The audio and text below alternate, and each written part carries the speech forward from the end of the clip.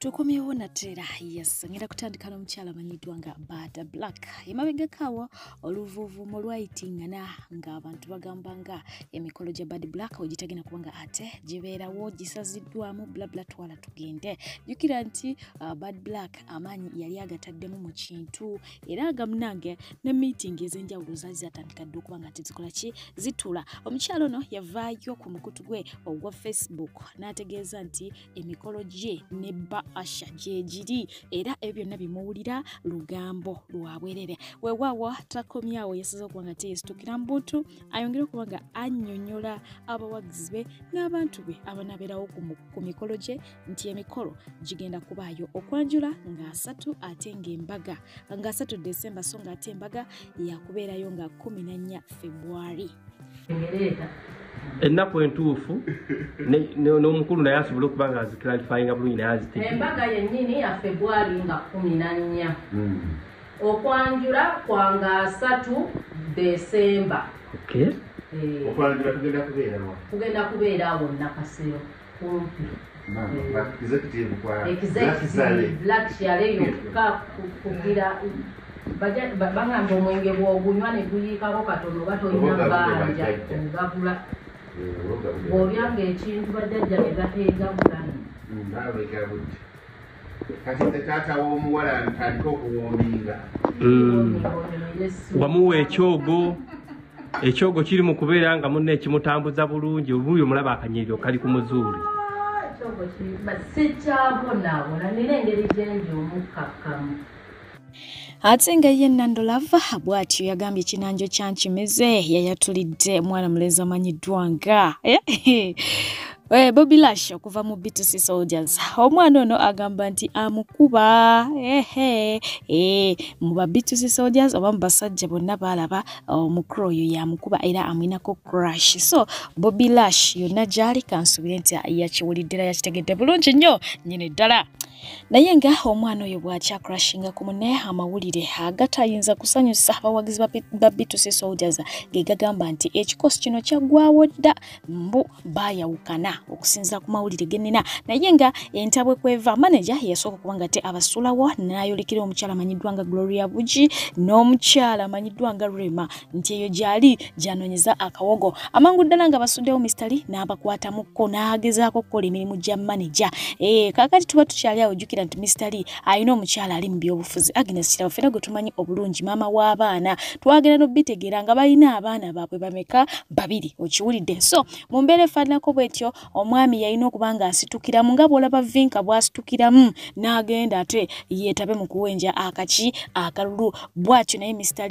n'asaba banne bakole ki bamuwerekereko ennyimba bazikubye bonna okitegeera. Mr. talina bw'azimba nga tebaliiko n'abasaba bamuwerekereko banoonye akalulu ak'omukyala bayi ne bamugamba nti nkubuulire ffe tetwetaba mu byabufuzi ffe tugenda kuyimba kuziraare ebyo genda wekka ate naddala nga bya NRM kikafuwe. Bwe batyo ne bamulekerera ekintu ekitaasanyusa Mr. era bw'ati akalulu yakawenja yekka ng'ali anoonyeza mukyala we mbu kaakati ekyo nga kimaze okumuluma nabo we baatuuka nga baba bookinze nga balina okubaako gye bayimba nga ba B2C Soldiers we baamukubira ti munne ejja tugende tukole n'abagamba bwe muba mwandika n'engenda n'entoba ku sayidi ya mukazi wange ng'ate erinnya tuli ffenna nammwe mugende mubikole mwekka nga nange siriko nga nange bwe nabikola nzekka. So mu ngeri efaanako bw'etyo ne baba nga ekintu mbu baakitadde so ng'ateera n'ennyumba eyali ebagatta gye balina eziyitibwa Ssaabalambo baagirekawo awo oba Makindye ne bagenda bana 2 bali Buziga ate nga Mr. yadda wa mukyala we wano ku Entebbe Road obulamu batyo babutambuza. Naye nga ebintu by'okuyimba mu group kyenyinza okugamba nti tebitera kubeera byangu olw'ensonga nti ate birina n'emikisa gye bibafiiriza.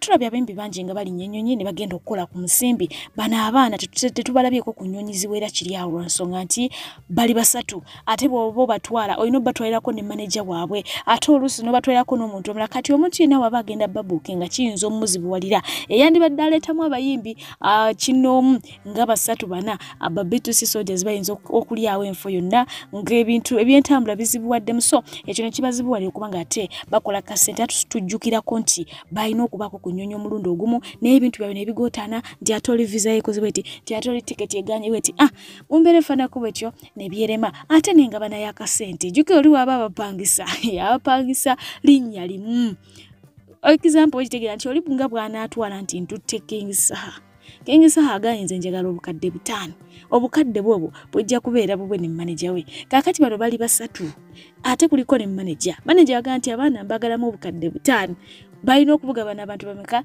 so ne kibaleetera okuba nga akasente bakola ki bafuna katono ddala ate nga n'ennyimba si ze nnyingi ennyo eza hit zibalina eziri awo so mu mbeera efaanako bwetyo ne group eyo nebanga ate esaanyeewo. Yukira nayogeddeko ku Gloria Buje, yes, manager wabali yali kakati ya managinga najenga ono yatulaze ddanga bwe yafunye emmotoka avuddeyo n'ategeeza nti emmotoka eno tewali yagimuwadde ye kennyini ye yagyewadde self love n'atugamba nti ezo ntuuyo ze yagikoleredde n'agyeteeka musone kula ensonga eyo temudde ne mulowooza nti oba waliwo boyfriend oba waliwo sugar daddy eyabikoze ye kennyini ye yabyekoledde. Abazadda babadde mu keetalo ka visitation okitegeera gwe babanja balance kiriyali nga twala tugende bakyalidde abaana baabwe aba P7 ebimuli ne binuma senior fo byaluma dda so omukulu amanyiddwa nga Gravity omutujjo muwala we amuwandikidde namugamba nti all my prayers are with you as you prepare yourself for the exams. I love you and believe in you my daughter Wabuyu Jennifer, best of luck. Bwacho bweyagenze maso okubanga te amuishinga successor mwana candidate mulaba agenda tula P7 akana kafanana tata wako kano kafanana Gravity kakati no ye omukuru amanyiddwa nga Coach Rick yavuddeyo bwatyo nagenda maso okubanga agamba kubasomesa nti muyina ebintu bye mwatugaana okuleeta ku ssomero naye nga ate bye mwatugaana okuleeta bye birimu omulamwa bwe kituuka ku bulamu bw'abaana baffe ate be mulinga be mutukkiriza bye bitalina mulamwa laba katambi kano tweyongereyo uno omulanga gugenda eri Minister of Health ne Education wamu batuganya otwala organic food mu masomero batuganya ofumbira abaana which is okay understandable olw'ensonga ya food poisoning issues food poisoning kitegerekeka nenamwe mutusaasi laba ebintu bye tutwalidde abaana junk mwerere buli muzadde ali mu supermarket ya shoppinga junk amutwale ku ssomero sukaali mwerere gwe tutwalidde abaana kitegeeza ki tuyinza okuba twewaze food poisoning naye ate obesity mu baana tugipromotinze imagine omwana agenda alya bino ebintu ku buli vidi tumutwalira bino ebintu akomewo ewaka olw'okuba bino byamanyidde ku ssomero kigenda muzibuwalira okulya emmere era agenda sigala alya junk kiki ekivamu ekyo obesity ndwadde so tupromotinze nnyo omugejjo mu baana olw'ensonga nti munaye twewala food poisoning naye ebintu bye balidde tebiriimu kiriisa sukaali mwerere temubafuddeeko nnyo health yaabwe mugamba food poisoning naye amazima gali nti obulamu bwabwe temubufuddeeko temubasaasidde omwana emmere yonna gye temubira ebintu bye tutte temulimu kigenda muyamba immunity ye temulimu kiyamba bwongo bwe wabula bigenda mukyankalanya abeera addicted to sugars oluvaawo abaana bano emyaka emirala ngenda mu maaso tugenda kuba tubajjanja sukaali oba diabetes so Minister of Health kino mukitunuulemuuko yes tuyinza okuba twewala food poison naye ndowoozamu we have better ways of dealing with it okusinga completely okujja emmere eri organic oba eri nutritious mu baana. Dana Nalubega yes mu interview yatutegezeza nga music industry wetali nyanguba okufuuka serebu agamba nti we breaking through what amasimu bwe gavugira kumukumu ab'emirimu abagala okwana bafaani abanyumirwa obuyimba kwegamba buli kimu nekikola ki nekikusobera naye mu byonna yatugambye nti ayina minisita gwe yasirikidde eyamukwana ng'ayagala kisododo n'atakoma okwo n'agenda ne mu maaso okubanga ate amuwandiikiranga obuyimba bw'alabo minisita aleka yali muyimbi anaba minisita kyoyo byamwandikiranga obuyimba obw'omuhabatini okumukakasa nti ye ekisododo akyagalako kopi. Weewaawo olunaku lw'eggulo omukyala amanyiddwa nga Chosen Becker yavuddeyo na posting abagole ababadde banekedde okukamala era bw'atyo n'abayozaayoza ng'ayozaayoza omukyala okusingira ddala naye waliwo omutemu eyavuddeyo n'agamba nti omusajja oyo gumulaba musajja mufumbo bawa sisita wange ate era muyinamu n'abaana abawerako ddala 6. Imagine muwala we ali mu ddwaliro alwanirira bulamu bwe naye ate omusirusiru ono mugwagwa ali enaawasa mukyala mulala n'agamba nti nze gw'olaba mbadde ngugoberera era nkusaba onyambe ontereyo ki omukyalo ono twagala justice. Tabanga yoli omwana gwe nabaleetedde omuwala eyabadde akaaba nga akolimira taata atamulabe ngenda mubaddizaawo. Okitegeera omwami oyo batugambye mufumbo kyokka ate eno yabadde muki mu mbaga baawunza muwunze oyagenda ayagala nene bwoba ogenza oyaga tolina kwerabira abaana omukaaga bonna obalekera omukyala abaana tebalina musango. Omwana yabuuzizza nti taata tetwakutumako kutuzaala tabanga yoono. Basajja mmwe lwaki mba muzaala mubakazi abaana ne mugaana obbalabirira? Mu butuufu omukazi n'azaala omwana n'ogaana omulabirira abaana ne bakula. Mu butuufu kino mukulaba nga muganda wange mulwadde. Tukoze buli kimu kigaanye naye omusajja ne bamukubira essimu n'agaana okukwata naye nga bwabonyaawonya siffe twagamba otuzaale. Kale okutuzaala kiri fayini naye mwana tukoze buli kimu awo n'agaanye. Bagambye mwana jangu omukwata omutwalo omujjanjaba ogaanye. Mwana afuna amulya oba olowooza abo b'oyina golooza Katonda tasobola kukuba muggo musajja gwe. Golooza tasobola kukuba muggo. Wewa olunaku olwaleero Boba Investor bakiguddeko yes oluvannyuma lw'okubanga babadde bagezaako okubba omukyala omu ne bitabatambulira bulungi ne babayisaamu ensambagiro okukakana nga babataddeko empingu. Kaakati nno ba investor bano nabo bagenda okujja muno nga tubasuubiramu bingi kyokka ate kaakati nabo ebingi babisuubiramu ffe omuntu agoyingiwa. Abayindi bano bagezezzaako okubba omukazi babakubye muganda wange. This one your face, this may go. What problem? Go. What problem? No, shit, no shit. Okay, shit problem. Okay, no problem. This go. What problem? 5,000. This may turn 1,000. $2. It's okay. Okay, no problem. Okay. Cool. This may. Hey, video. Okay. No problem. Okay. No problem. This me. This no. Okay, no problem. This go. What problem? 5,000. This may turn 1,000. $2. It's okay. Okay, no problem. Okay. Cool. This way. Hey, video. Okay. No problem. Okay. No problem. This me. This no. This way, yes. Money. To what? Money. Money.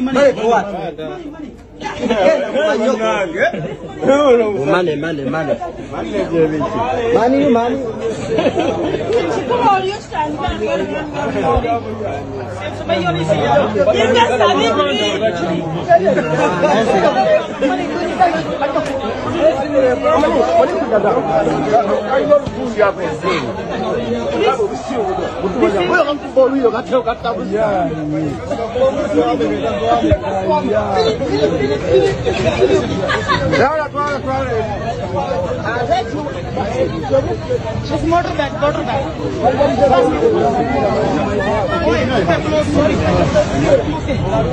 Where's your side? Money.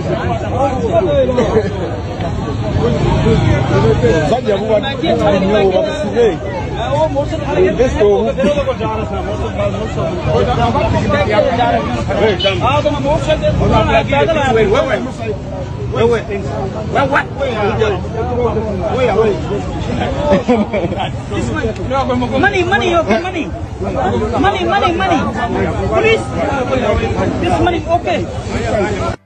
Mukama yabajja omufirika omukyalo ono agudde ku kyokya yes oluvannyuma lw'abantu abamu okubanga ate bawakanyiza endowooza ye era ne bagamba nti abantu bayogerako bannayuganda naye ng'ate naawe oba olaba n'amaaso go olabira ddala bayindi ate nga mu ntegeera yange ndowooza tosobola ne bw'oba olina ebitabo byo nga biwera bitya tosobola kuva wano n'ogenda India mbu weesimbawo. Abantu bano basosoze nnyo tebakoma kuba basosoze tebaagala baddugavu ebiseera ebisinga era okitegeera ekintu ekyo. Kakati omukyalo ono avudde kubaga ate aboogerako naye bannayuganda ne balabikako mu comment section nga bamugamba nti abo bantu baffe bawano bazaalibwa wano bakulidde wano era ekyewuunyisa teweewuunya ng'obalabye mu paalamenti. Tambuza video ono muyindi yanominatinze Tololo awo yabadde asisinkanya abantu be ng'era abanominatinze bonna bwe baakoze naye ng'ali Tololo ye yanominatingidde ne bagaana owa Bukedde ate ne bamuwamba ne balekawo Citizen wa Uganda ne bateekawo Omugwira n'anominatinga awo yabadde Tololo ng'asinkanya abalonzi be abo abakuŋŋaanya awo si bayindi bannayuganda bwe tubagamba nti ensi yeetaaga kulwanira nga muwakana kaakati ate ono naye muyindi ali wano Mbaga era naye olaba kkala ze yakuŋŋaanyiza Bachina n'abayindi ono ye Katongole owa Lubaga Mugwira tukizudde oba tufunya mawulire nti abamu abeewaddemu mu programu yasoose wiiki ewedde bannansi ba Uganda balazo kwemulugunya naye ate webalegera kwemulugunya bagenda omumawulire kutujja amawulire bakole enkungana z'amawulire ne bagamba nti simanyi akakiiko kakoze biki simanyi kwewandiisa batulemesezza eyo si endulu tugikubira akakiiko amateeka gagamba oba olina kwemulugunya kwonna tuleme kukwata kamera kukuŋŋaanya bannamawulire tuleekaanire mu bantu process yonna y'okulonda wekubira endulu eri akakiiko yabakama bwati bwe yatugambye olunaku lwatuwandikira tuleme kuŋŋaanya kiki ekikuluma mu kakiiko k'ebyokulonda kiki ekyakulemeseza kwewandiisa naffe tujja kuyita tutunule ku nsonga ye bwe tunaakizuula nti ddala Omugwira okkirizibwa otya okwesimbawo fete tukirizangako muyindi nti yagaana okwewandiisa okubeera nominated mu ngeri etagondera mateeka bw'abanga Omugwira asobola okukola buli kyayagala mu ggwanga lya Uganda nga munnansi takkirizibwa kukola kye yeetaaga nawe ketukubiriza nti mutuwandikire mwenna abalina ensonga ekirala tubasaba bannange tugoba abasajja abo batukubye nnyo nze nagula ettaka lyange mama wange ne muziikoko kanne emyaka 56 mama wange yafa myaka 75 naye batugoba ku ttaka eryo ne batugoba ku ttaka mbwe ettaka si lyaffe ng'omwana atugoba wa myaka 3 aba yali gwali mu lubuto atulanga babbi tugobe naale mukyekitegezi babbi era ne musaba ne musanga katonda wange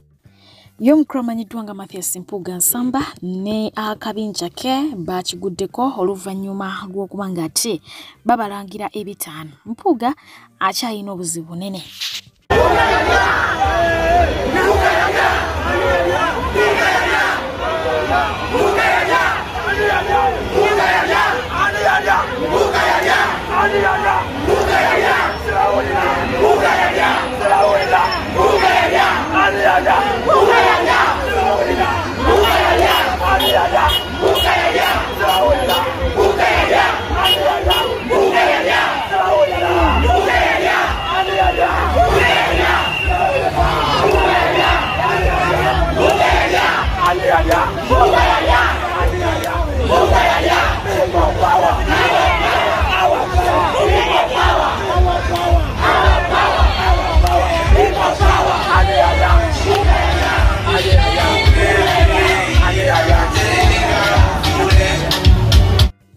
Nzikiriza kutusseko omukyala Omunyarwanda yes ngono nno ku mukutu ogwa TikTok alina okwagala okuyitirivu eri omukulu amanyiddwa nga Robert Kyagulanyi Ssentamu era nga okwagala kwetakukweka n'eddakiika n'emu naye mabegakaawo alina ebirabo bye yagula baweereze pulezidenti we era nga yabifuna n'essanyu eri ekitalo ddala ddala alina obubaka bwe yagenze maaso okuba nga ate aweereza Bannayarwanda banne abawangaalira mu ggwanga lyattu Uganda.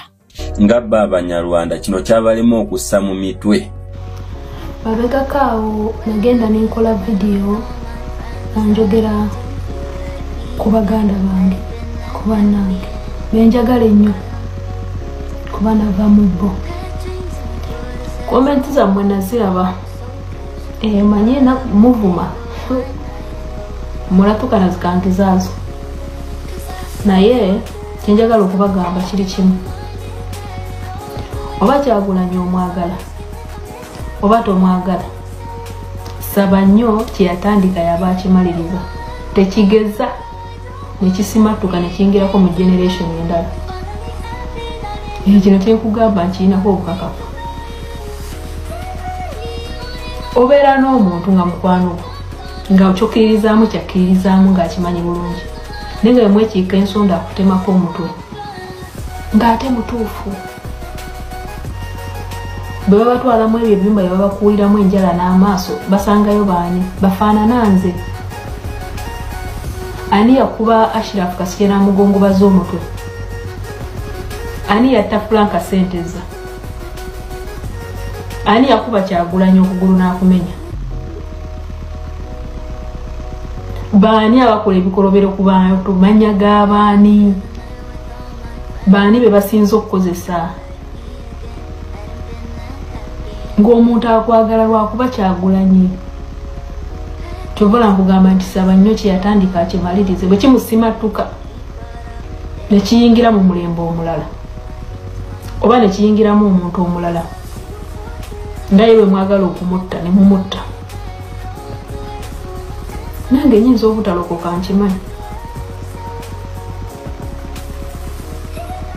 kuba nze nzikiriza nti yekka yasobola okutaasa yalina eddoboozi n'oyo gw'olowoozezaako talina maali yayinza yimiriza bantu bintu bye mubatuusizaako ti bwe nkugamba gwe n'ovaayo n'ovuma sikunyigira kuba tomanyi singa omanyi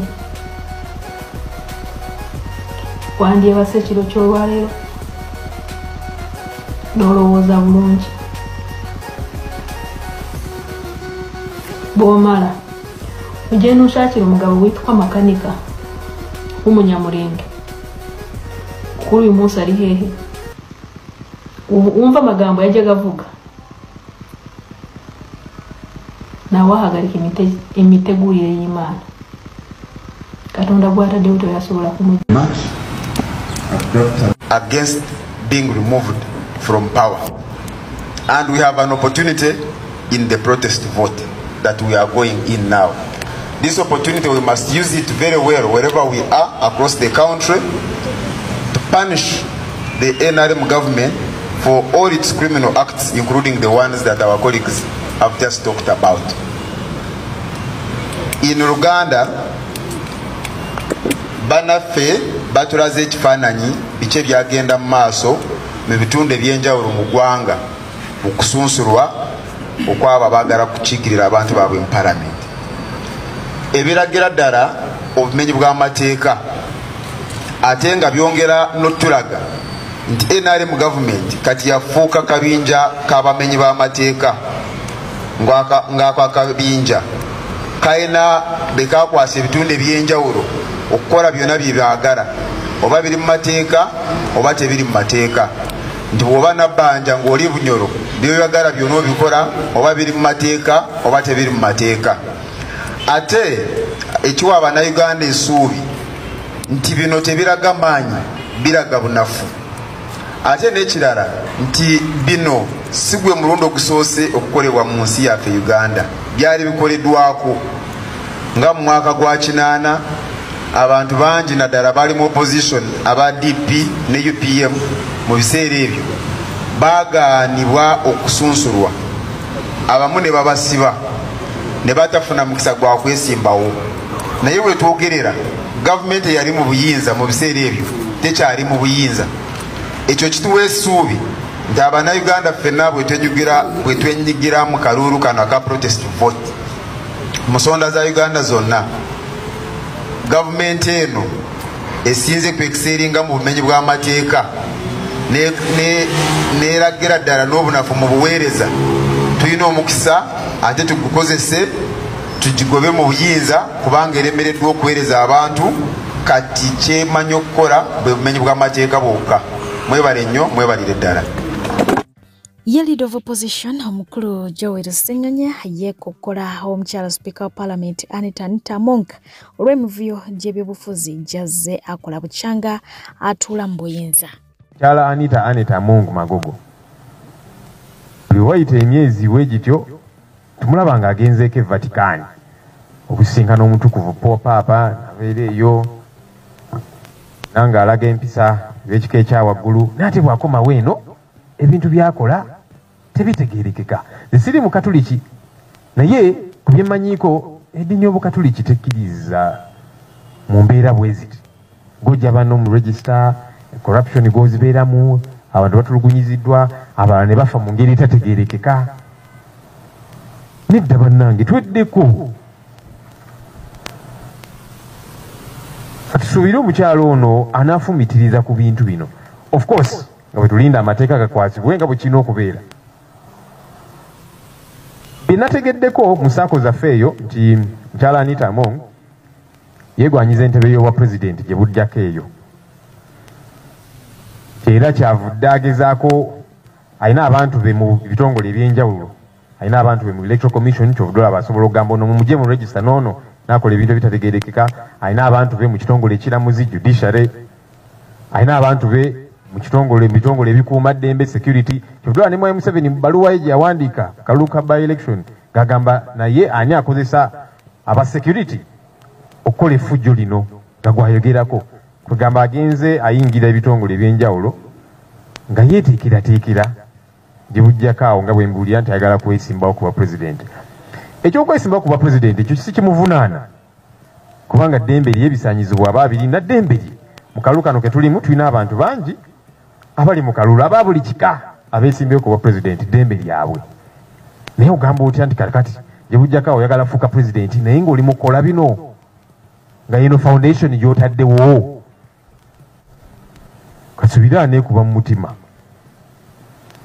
bw'aba akisobola ekyo, kubanga ye alaba nti w'amaanyi nnyo, buli kitongole alinayo abantu, era nawuliddeko nti alina lisiti ey'ababaka abamu fe abatakkaanya naye nti engeri gy'alina abantu be mu kakiiko k'ebyokulonda ono Ssenyonyi ono nja makinga sure tebabadikirayari nga tebabalangirira balangirire omulala wakiri bagende mu kooti ani akulimba.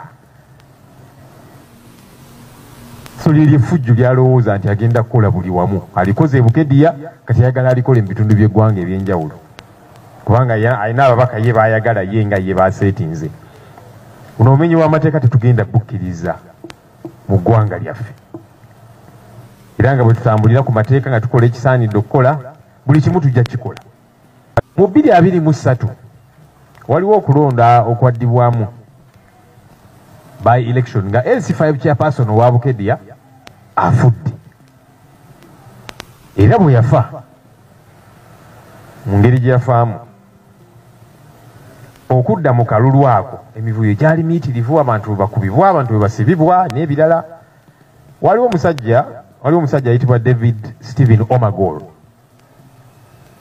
yavaayo neyesimbawo ku bwannamunigina ne bamugamba nti abanene e Bukedya sipiika n'abalala biveeko, n'agamba nedda nze njagala kwesimbawo ddembe lyange.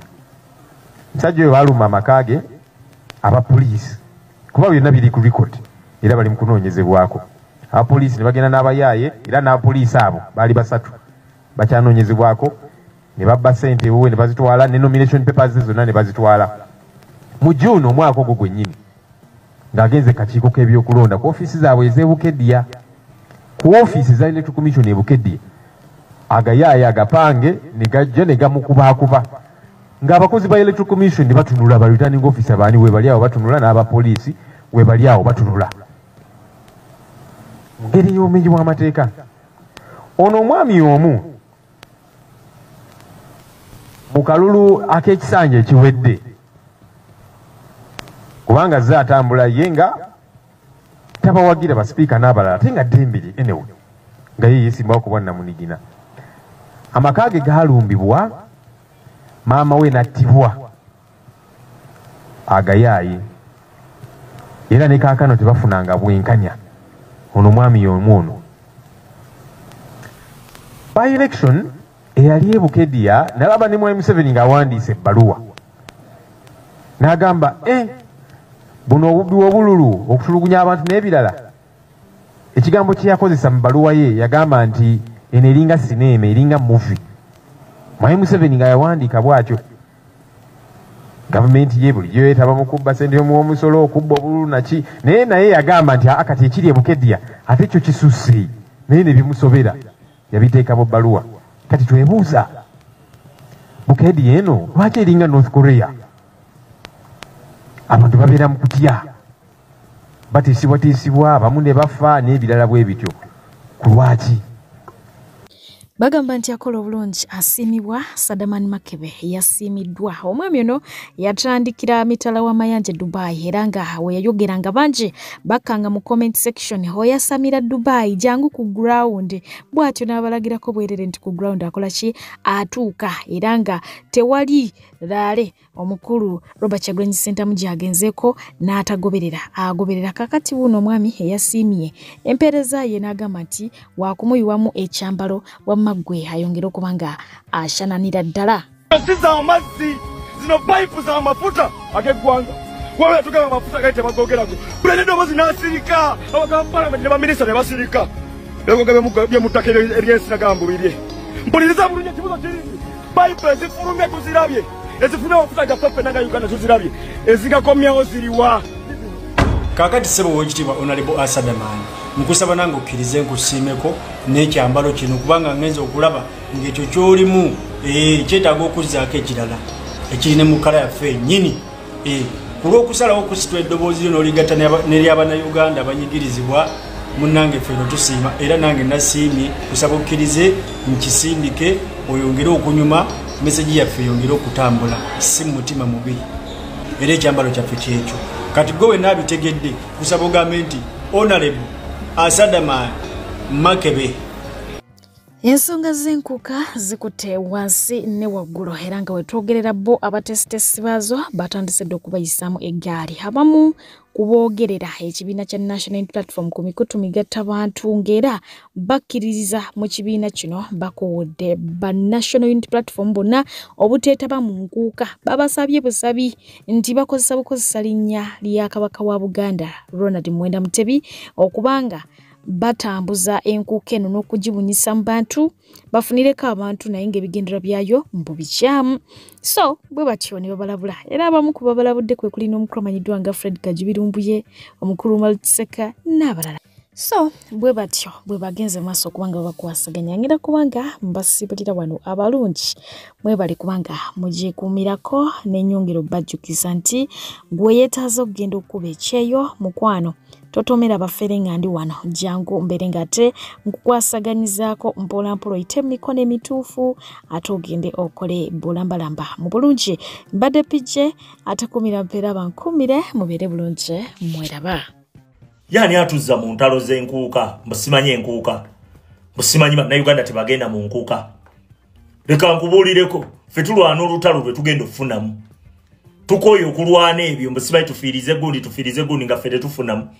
Osegedde twagala buyinza abo bonna abatulumba bonna bamayiga abakozesa CBS ne BBS batulumbe batuuke n'okubeera n'obwo buchikeni nga bwekola ebikolobero nga bwe mubiraba boyi byonna bijja ttereera nga Museveni amaze okgenda kubanga yayonoona.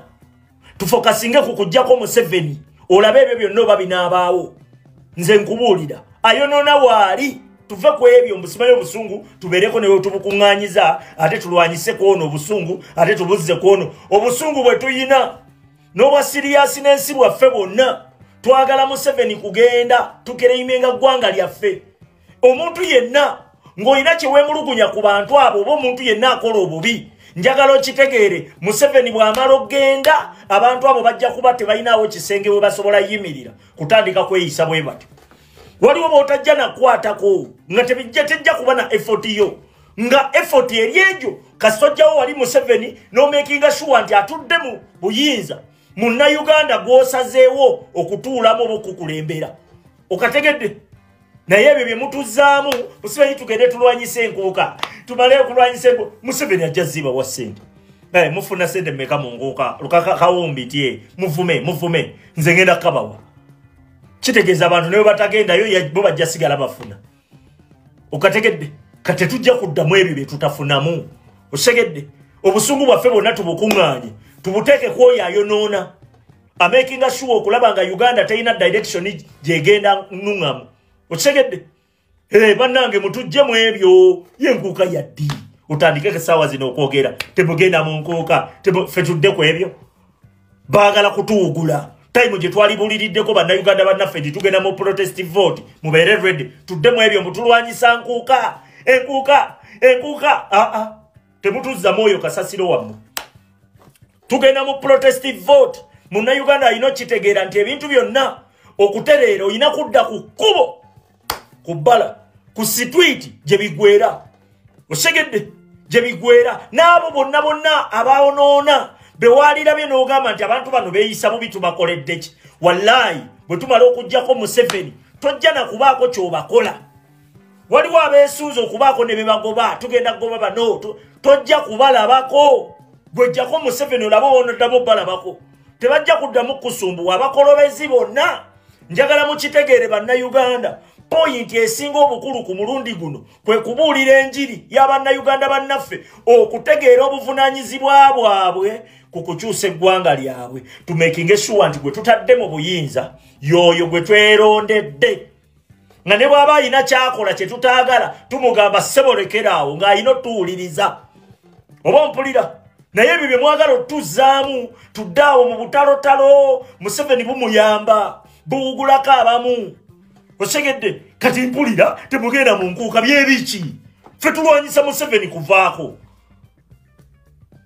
tuli mu kulwanyisa dikiteeta agende temutuzzamu ebyo nammwe ate osegedde nange nzikiriziganya n'omusajja eyagambye nti tetugenda mu nkuuka bw'oba oli muwagizi wa Nuupu abalala temutulumba simanyi oba toli wa Nuupu ate osobola okujja wano n'onvuma n'okola otya okujjako wa Nuupu osobola okujja n'ompabula oba n'onvuma nkukkiriza kubanga gwe oli wankyukakyuka naye bannange CBS bwebanga esobola okyaza abantu ne bavuma pulezidenti waffe mu mbeera yonna ne bamuvoola mu mbeera yonna naye ng'enkyalira beekomyawo abantu be bamu kyokka yo temukyaza ate yo temugamba nti emukyaza lwakuba nti agenda kujja bba abavumo bakoleta ye amukyaza kubuulya bannayuganda kituufu n'ekyo kikyagoberera naye CBS eruyinga erwanyisa Mr. President Robert Kyagulanyi Ssentamu lika tukitwale nti enkuuka ya CBS tetugenda giteekamu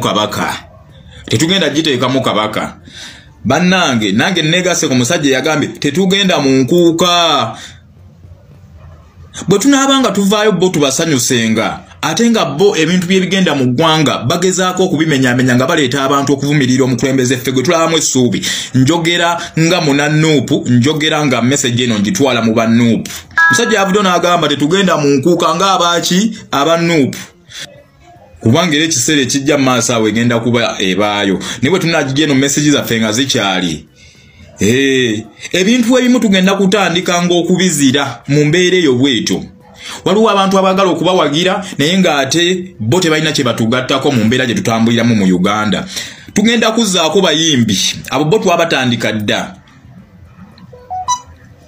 abayimbi maaso awo tugenda kuzzaako abayimbi twabatandikako dda ne tugenda kukikola official maaso awo buli muyimbi abadde ayimba ku sayidi y'NRM ng'ate abantu bamuwagira kuva mabega eno nga bakulaga abantu banyigirizibwa naye ng'agenda n'amuwagira mu mbeera eyo buli muyimbi ayimbidde ku sayidi y'NRM togenda tubuuza nti obadde okola kimbo obadde onoonya ssente ebyo byobadde otugaa nti nze mbadde nkola eri obadde nga ye mabega nga tokola nomala okuyimba ate nomala n'osabirako akalulu nga bw'ovuma Kyagulanyi n'okola otya abo abayimbi bonna baakuboolebwa enamba yaffe bw'eneetoola ku bayimbi abo abalala bajja kugendayo neera tejja kumala enamba yaffe singa twewaayo kimu ne tuboola ebintu by'abantu abo ne tugamba nti ate tujja kugendayo abantu abo bajja kuddamu ku magezi abantu babawagira abannansi ne bawagira abantu abo naye omuntu n'atuuka kaseera kali n'akulaga mbu tajja kubeera ku sayidi y'abantu mbwe eriffe tukola ssente nga bwe mugenda bwe mwogera n'okwogera ng'ate muvuma omukulembeze waffe buli muyimbi ng'ayimbidde ku sayidi y'NRM munaatusonyiwa tubalinze muganda wange temugenda kuddamu tegeka kivulu Uganda bano kibeere successful kubanga ffe namba yaffe nnyingi mu bivulu byammwe eyo bwe tugamba nti no enamba yammwe gye mwesiga tejja kumala era kyemuba mukola muwa musazeewo muzirire eddala eyo mumanye nti gyeziri mujja tandika kuyimbira mu mabaala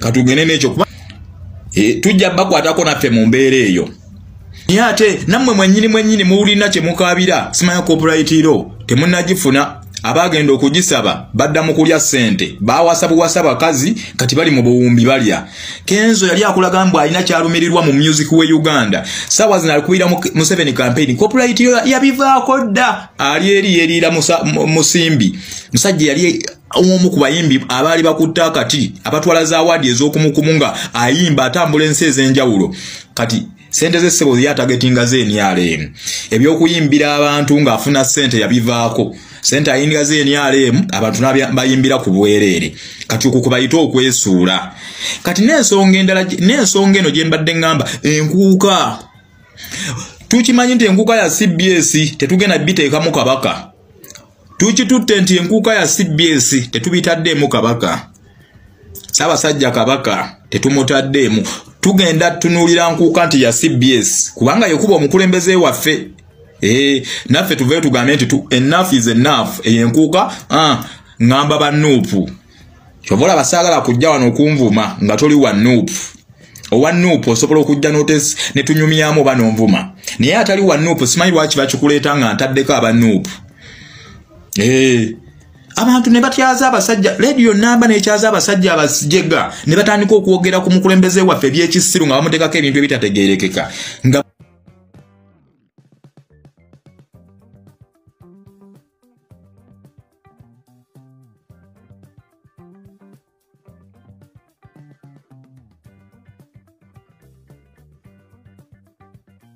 babeera okwo ne bavuma ne bavoola ne bakola batya kati tugambe tutya mbuluvaawo mungende mu nkuuka nsanyuke ntya